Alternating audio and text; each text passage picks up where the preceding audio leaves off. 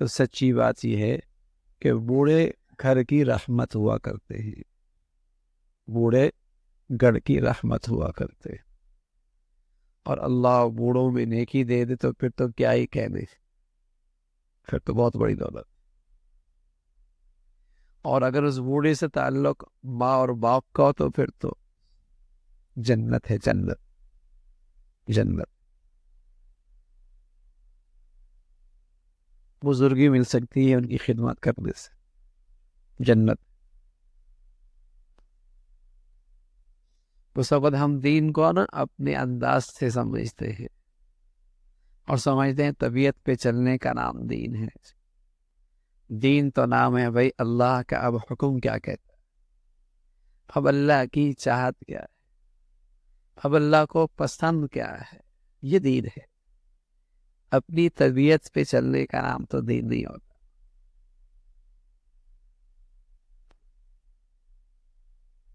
Four اللہ رب العزت ایسا موقع نصیب فرما، اس لیے تو اللہ کے نبی صلی اللہ علیہ وسلم فرمایا کرتے تھے وہ شخص تو برباد ہو گیا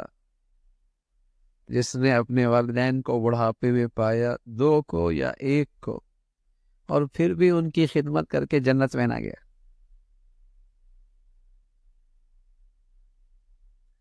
اچھا، یا نیک اور بد کا مسئلہ بھی نہیں ہے کہ نیک ہی ہو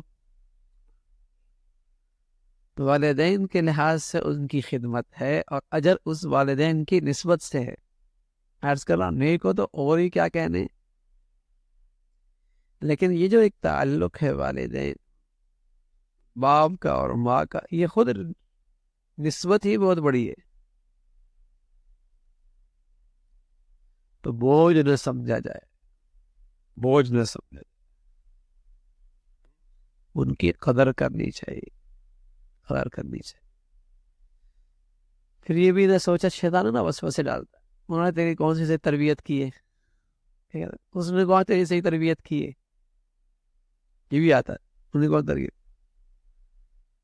تو شیطان منفی چیزیں دیتا ہے، دکھاتا ہے، تو آپ مثبت چیزیں سوچیں کہ اب تک جو ہوں انہی کی برکت سے تو ہے، کمایا انہیں، کھلایا انہوں نے، ظاہری سبب تو وہی بنے، ان پسینہ ایک کیا، پڑھایا، یہاں تک پہنچایا، اور اگر آج دینداری بھی ہے تو ظاہر ہے میرے لیے آسانیاں پیدا کی، آج میرے لیے دین بننا آسان ہو گیا۔ تو شیطان منفی چیزیں ڈالتا ہے، انہوں نے میری کون تربیت کی، تو ہم مثبت سوچ رکھیں، مثبت چیزیں رکھیں۔ تو ماں باپ بوڑھے ہوں، کوئی بوڑھا گھر میں ہو، اس کی قدر کرنی چاہیے، اللہ کے ہاں میں اس کی بڑی قدر ہے، بڑی قدر ہے۔